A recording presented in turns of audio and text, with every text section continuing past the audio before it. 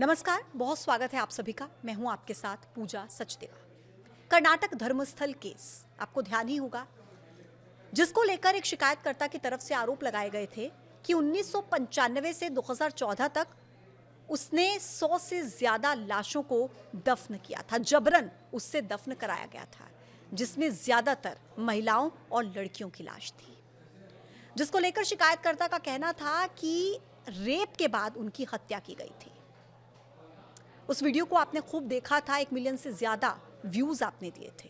अब इस पूरे मामले को लेकर एसआईटी का गठन किया गया था और एसआईटी की जांच में एक बहुत हैरान कर देने वाला खुलासा हुआ है।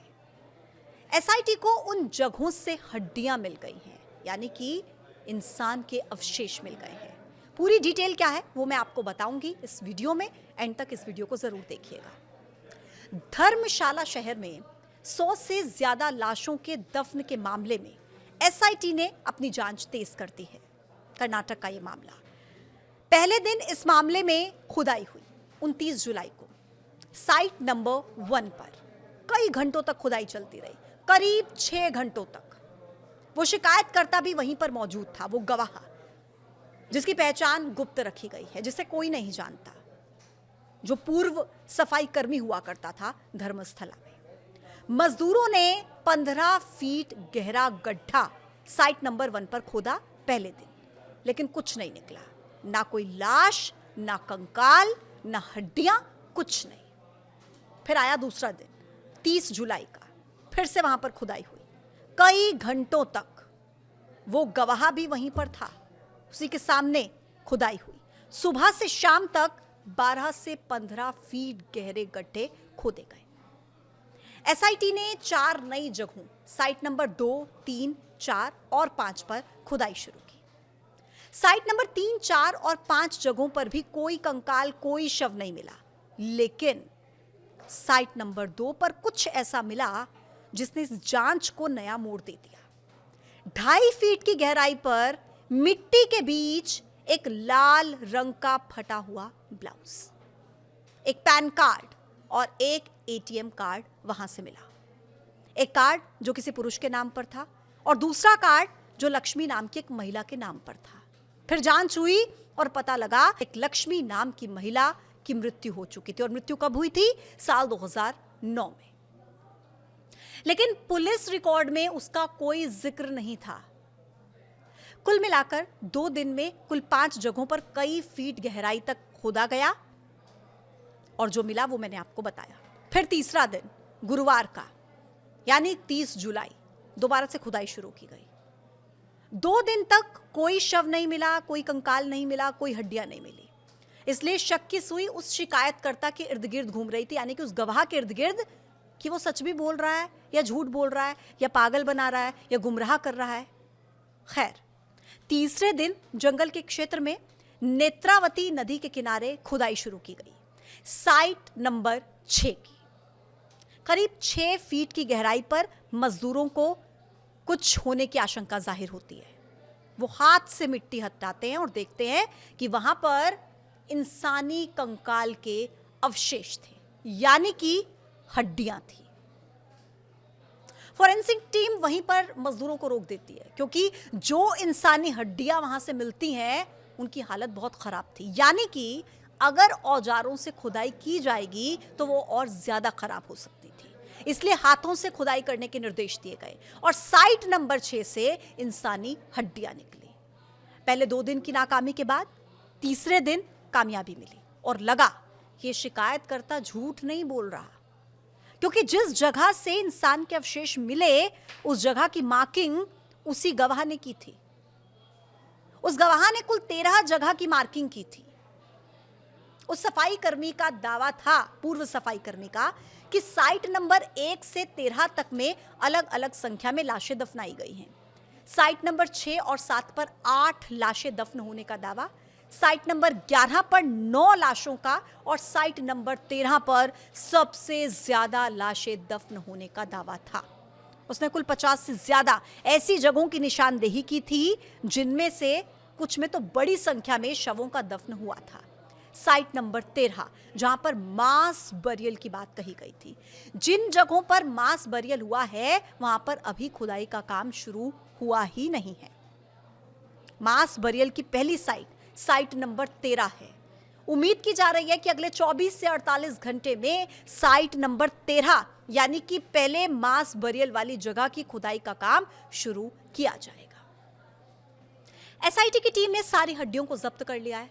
हड्डियों की बरामदगी के बाद एसआईटी ने साइट नंबर 6 के आसपास और खुदाई करने का फैसला किया। मिट्टी के सैंपल लिए, डॉग स्क्वाड को मौके पर बुलाया गया। साइट नंबर 2 से मिले ब्लाउज और कार्ड्स के बाद एसआईटी ने लोगों से अपील की कि वो अपनी शिकायतें लेकर सामने आए। अब देखिए, इस मामले की जांच में पुलिस के सामने दरअसल कई चुनौतियां हैं, और चुनौतियां कैसी हैं आप वो समझिए। खुदाई में मिले अवशेष नर कंकाल के रूप में साबित भी अगर हो जाते हैं कि वो नर कंकाल के जो अवशेष हैं, जिसकी अभी फॉरेंसिक टीम जांच कर रही है, तो वो किसके हैं इसकी शिनाख्त करने में समस्या आने वाली है। इसके लिए क्या करना होगा, डीएनए मैच किया जाना जरूरी है, और डीएनए मैच करने के लिए शिकायतकर्ताओं को बड़ी संख्या में सामने आना जरूरी है। शिकायत दर्ज कराने के लिए एसआईटी ने हेल्पलाइन नंबर जारी किया है, ईमेल आईडी भी जारी की है। मंगलुरु के मल्लीकट्टे में एक सरकारी गेस्ट हाउस में एसआईटी का टेम्परेरी ऑफिस बनाया गया है। लोगों को सुबह 10 बजे से लेकर शाम को 5 बजे तक अपनी शिकायतें दर्ज कराने के लिए वहां पर कहा गया है कि आप आइए, अपनी शिकायतों को वहां पर दर्ज कराइए।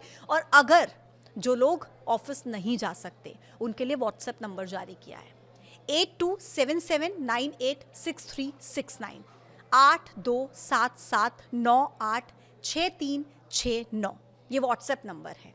अगर आप ऑफिस जाकर शिकायत नहीं दर्ज करा सकते तो आप इस व्हाट्सएप नंबर पर शिकायत दर्ज करा सकते हैं। और अगर आप व्हाट्सएप पर भी शिकायत दर्ज नहीं कराना चाहते तो कॉल करने के लिए भी नंबर है 082420053001, 082420053001। इस नंबर पर कॉल करके आप अपनी शिकायत दर्ज करा सकते हैं। और अगर आप कॉल भी नहीं करना चाहते तो ईमेल आईडी भी दी गई है, sitdps@ksp.gov.in। आप इस आईडी पर मेल कर अपनी शिकायत दर्ज करा सकते हैं। तो एसआईटी की तरफ से लगातार ये जांच जारी है। और जैसा कि मैंने आपको पहले भी बताया कि साइट नंबर 13, जहां पर मास बरियल की बात कही गई है, अभी वहां तक एसआईटी की जांच नहीं पहुंची है। कुल 50 जगहों को चिन्हित कराया गया है उस गवाह की तरफ से, और कहा गया कि साइट नंबर जो 13 है वहां पर सबसे ज्यादा लाशें दफन है।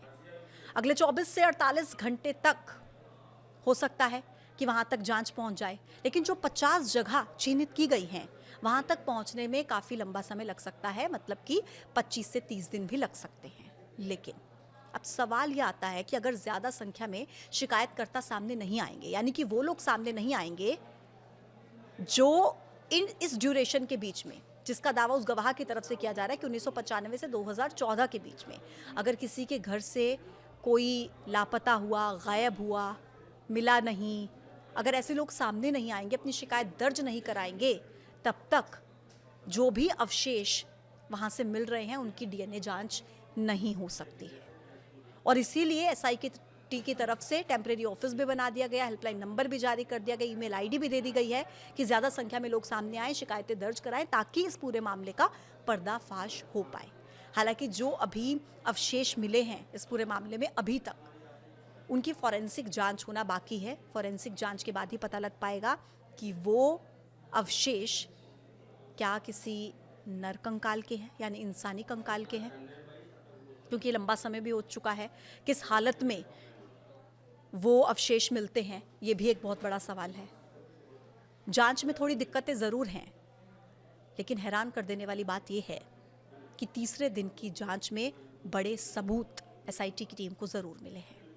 और कहीं ना कहीं ये लगने लगा है कि उस गवाह की तरफ से जो बातें कही गई हैं वो बातें हो सकता है सही हो, और अगर वो सही होती हैं तो ये सोचकर परेशानी होती है कि चल क्या रहा था। आप इस मुद्दे को लेकर क्या सोचते हैं, आप हमें कमेंट बॉक्स में ज़रूर बताइएगा। आज के इस टॉपिक में इतना ही, फिर होगी मुलाकात एक नए मुद्दे के साथ। आप देखते रहिए न्यूज़ 18। नमस्कार।